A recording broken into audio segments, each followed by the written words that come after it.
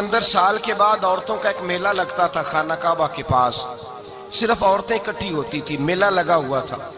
ایک تورات جاننے والا یہودی عالم بھی آیا ہوا تھا، وہ بیویوں کے مجمع پہ نظر ڈال کے کہنے لگا، بیویوں مرد کا کام تو کوئی نہیں عورتوں کے مجمع میں بات کرنا، لیکن میں تمہیں ایک پیغام دینے لگا ہوں، اللہ کے آخری رسول جو مکے میں پیدا ہونے والے ان کے آنے کا وقت قریب آ گیا ہے، وہ بی بی بڑی خوش نصیب ہوگی جنہیں ان کی رفاقت ملے گی۔ عورتوں نے جب دیکھا کہ مرد آ گیا عورتوں کے میلے میں تو انہوں نے ڈانٹا جھڑکا، کہا چل اٹھا اپنی کتابیں اور نکل جا۔ حضرت خدیجہ کہتی ہیں باقیوں نے ڈانٹا پر میں نے بات پلے سے باندھ لی، میں نے پلے سے باندھ لی اور میں انتظار کرنے لگی کہ اللہ کرے وہ نصیب میرے ہی ہو، اللہ کرے مقدر میرا ہی کھلے۔ آپ فرماتی میں تسبیح پڑھتی، درود پڑھتی، میں اس زمانے میں جو اللہ کا ذکر جس طرح ہوتا تھا وہ میں شروع کرتی، اور جب فارغ ہوتی تو میں التجا کرتی کہ اللہ میرے نصیبے کھول دے۔ کہتی ہیں آہستہ آہستہ آہستہ آہستہ میں حضور کی تعریف سننے لگی، آہستہ آہستہ تعریف سننے لگی۔ نبی پاک صادق ہیں، امین ہیں، سچے ہیں، دیانتدار ہیں، اس برے اور میلے معاشرے میں بھی وہ سب سے اعلیٰ بھی ہیں اور سب سے اجلے بھی ہیں، وہ سب سے پاکیزہ ہیں۔ میں سننے لگی تعارف، آہستہ آہستہ میں ان کی گرویدہ ہونے لگی۔ ادھر نبی پاک صلی اللہ علیہ وسلم اپنے چچا جناب ابو طالب کے پاس رہتے تھے، قحط آ گیا، حالات بگڑ گئے۔ حضور سید عالم صلی اللہ تعالی علیہ وسلم سے چچا کہنے لگے بیٹے اگر مال تجارت لے کے شام جاؤ تو بڑا نفع کماؤ گے، ہمیں ضرورت بھی ہے، اور اگر ہو سکے تو ختیجہ کا مال لے کے جاؤ۔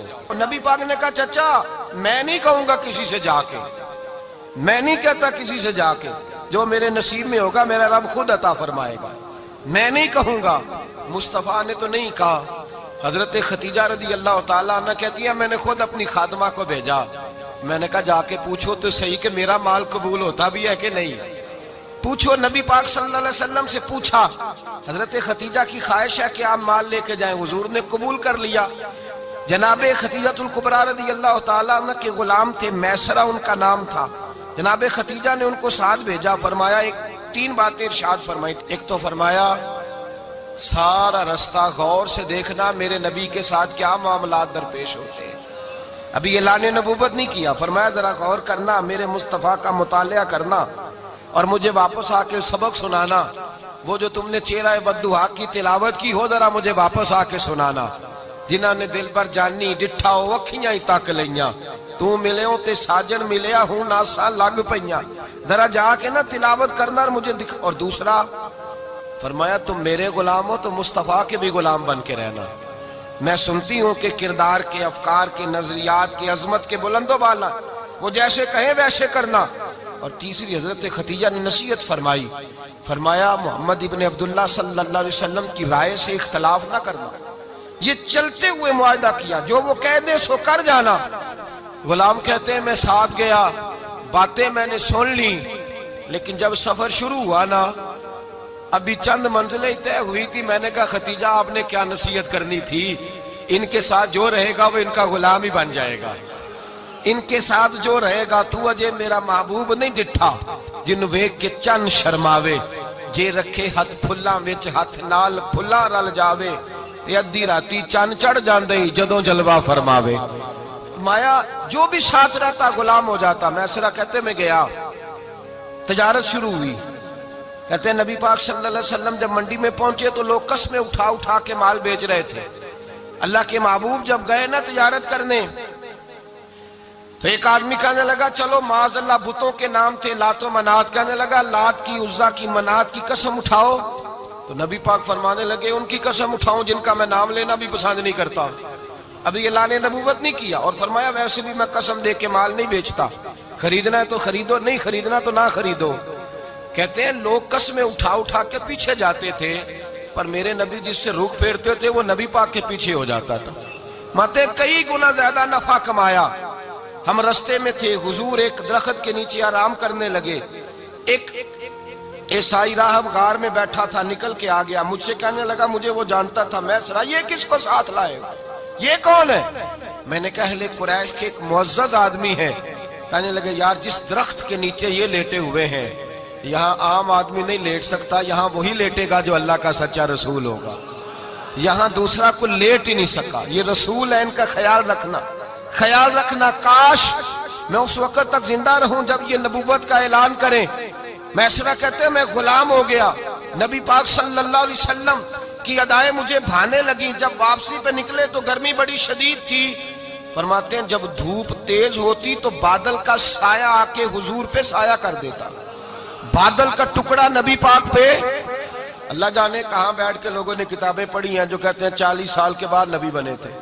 پتہ نہیں کہاں بیٹھ کے کتابیں پڑھی ہیں. ہم نے تو جو سیرت پڑھی ہے وہ بتاتی ہے کہ تیری حیات پاک کا ہر لمحہ پیغمبر لگے، ہر لمحہ پیغمبر لگے. یہاں تو وہ لوگ جو کئی سال پہلے 20 اور 25 سال پہلے حضور سید عالم صلی اللہ علیہ وسلم کی رفاقت میں رہے، وہ اعلان کر لوگ پتہ نہیں کہاں بیٹھ کے کتابیں پڑھتے ہیں، کہاں بیٹھ کے. میرے نبی پاک سے صحابہ نے پوچھا حضور آپ کب نبی تھے؟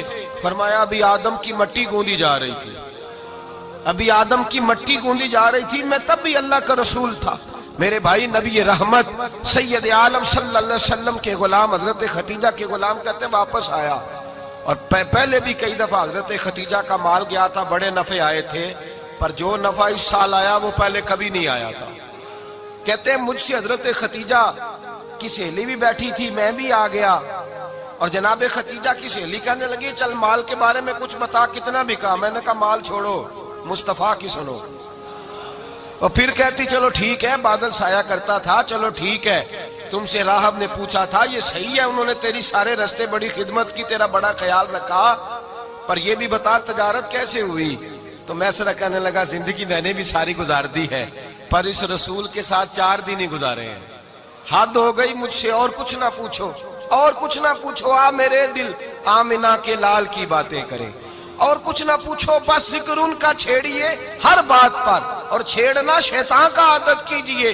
بس مجھے حضور کے تذکرے بیان کرنے ہیں، ذکر مصطفیٰ کرنا ہے. حضرت ختیجۃ الکبریٰ بڑی متاثر ہوئی. کہتی ہیں مجھے درجنوں لوگوں نے پیغام نکاح دیا تھا، پر میں نے سنی نہیں تھی. میں نے نفیسہ کے ہاتھ پیغام بھیجا. میں نے کہا میری عمر 40 سال ہے، ان کی 25 سال ہے، اور میرا احوال اور طرح کا ہے. وہ شہنشاہ ہیں، جا کے پوچھو تو صحیح، بھلا میں قبول ہوتی ہوں؟ پوچھو. نفیسہ کہتی ہیں میں آئی تو وہ خاتون جن کے لیے لوگ بڑے بڑے قریش پیغام دیتے تھے، پیغام لے کے آئی. تو رسول پاک نے عجیب رنگ بیان کیا اپنی سیرت کا. جب میں پہنچی میں نے کہا ختیجہ نکاح کرنا چاہتی ہیں؟ نفیسہ کہتی ہے میرا خیال تھا کہ کوئی اور ہوتا تو کرسی سے اٹھ کھڑا ہوگا، فوراً کہے گا اچھا جلدی کرو بات کرو. جب میں نے آ کے کہا نا حضور ختیجہ نکاح کرنا چاہتی ہے، تو نبی پاک نے میری طرف دیکھا، فرمایا وہ کہتی ہے کہ تم کہتی ہو؟ کہا وہ کہتی ہیں. تو حضور نے فرمایا ٹھہر جاؤ، میں اپنے چچا سے پوچھ کے بتاؤں گا، میں مشورہ کروں گا، میں پوچھ کے بتاؤں گا. آج بچوں کو کچھ سبق بڑے یاد ہیں. کہتے ہیں پسند کی شادی کرنا حضرت صاحب ناجائز ہے؟ پسند کی شادی کرنا کوئی ناجائز ہے؟ اور میں نے کہا بھائی صرف ایک ہی جائز چیز رہ گئی اور کوئی شے جائز نہیں. یہ ایک ہی جائز چیز ہے جس کا فتویٰ سارے نوجوان پوچھتے پھرتے ہیں، سارے رانجے بنے پھرتے ہیں، مجنوں بنے پھرتے ہیں، سارے مئی وال ہو گئے. اللہ پاک کو ہدایت کی توفیق عطا فرمائے. سارے اس بری لت کا شکار ہو گئے.